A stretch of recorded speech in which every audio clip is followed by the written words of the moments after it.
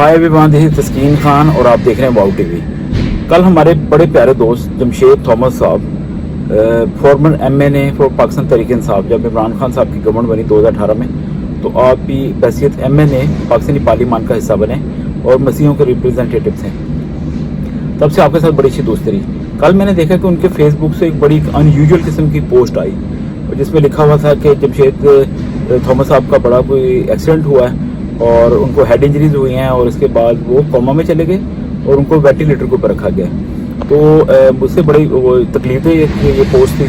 तो मैंने फिर उनकी फैमिली को कांटेक्ट किया और उनकी वाइफ ने कंफर्म किया, उन्होंने कहा था नहीं ये वाकई ऐसा हुआ है। तो बस दिल में ये था कि खुदा खैर करें और वो ही शुड बी फाइन, और उनके साथ तसल्ली शबे की बातें की और फेसबुक के ऊपर भी हमने शेयर किया। और आज सुबह फिर हमें पता चला कि ही पास्ट अवे, और उनकी मिसेज ने फिर दोबारा कंफर्म किया कि उनको ब्रेन हेमरेज हुआ था इंजरी के बाद। So it was unbelievable, shocking. एक यंग पार्लियामेंटेरियन और एक यंग सियासतदान और एक अच्छा मसीही, अच्छा कौम का दर्द रखने वाला मसीही पाकिस्तानी कौम के लिए एक गम छोड़ के चला गया।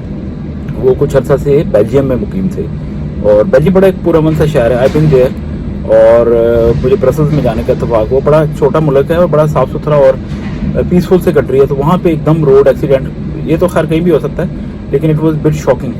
अब वो उनकी मिसेज जो हमारी बहन है और उनके दो बच्चे जो हैं, आई बिलीव के 2 लड़के हैं, तो ऑब्वियसली उनके लिए डेवस्टेशन है, हम सब के लिए डेवस्टेशन है। ये एक दिल दिला देने वाली खबर है। मुझे अच्छी तरह याद है कि 2019 में when I was in Pakistan, तो मुझे 2 दफ़ा उनके साथ मुलाकात का शरफ मिला।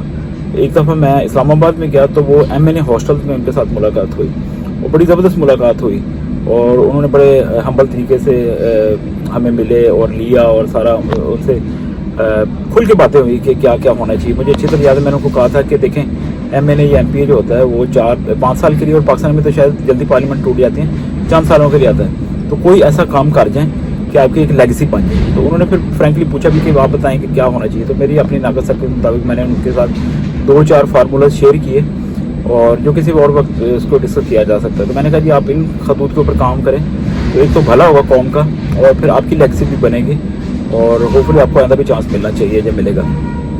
तो फिर दूसरी दफ़ा लाहौर में उनसे मुलाकात हुई, हमारे एक अजीज़ हैं भाई हैं उनके घर पे, तो बड़ी अच्छी मुलाकात रही और दोनों दफ़ा उन्होंने बड़े प्यार से मिला। और मुझे अच्छी तरह याद है कि जब आप एमएनए में नहीं थे तो आपके साथ फेसबुक पे दोस्ती थी एक मसीह भाई होने के नाते।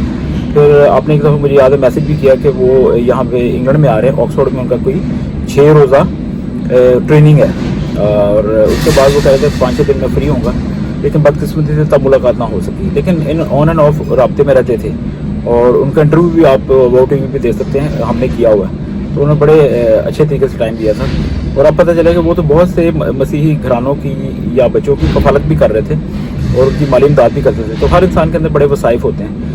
तो ये बड़ी शॉकिंग न्यूज़ है, बड़ा दिल हिल गया है। और आई बिलीव कि मेरे ससुराली रिश्तेदारों में भी उनका ताल्लुक था। मेरी वाइफ ने बताया कि उनकी कज़न के आप देवर लगते थे, तो एक लिहाज से ख़ानदानी एक सिलसिला भी था, लेकिन वो मसीह होने के नाते हम सब एक ख़ानदान का हिस्सा हैं। तो बहुत बड़ा लॉस है। आई कांट डाइजेस्ट इट, मुझे अभी तक हज़म नहीं हो रहा। सुबह भी मैं जब एकदम उठा तो पहली खबर ये पड़ी early in the morning, it was so shocking, so heartbreaking. तो बस हमारी बहन को, भाभी जी को और बच्चों को, पूरी फैमिली को अपनी दुआ में याद रखें और जितने भी उनके चाहने वाले थे या जानने वाले थे सब इस वक्त शौक में हैं, पेन में हैं। तो हम सब की दुआएं हैं और खुदावंद आपको अपने पाक कदमों में जगह दें, आला मुकाम दें। और बहुत दिल गिरफ्त की है इस वक्त, कोई समझ नहीं आ रही, अनबिलीवेबल। अपना बहुत ख्याल रखें। Thank you for your time, God bless you.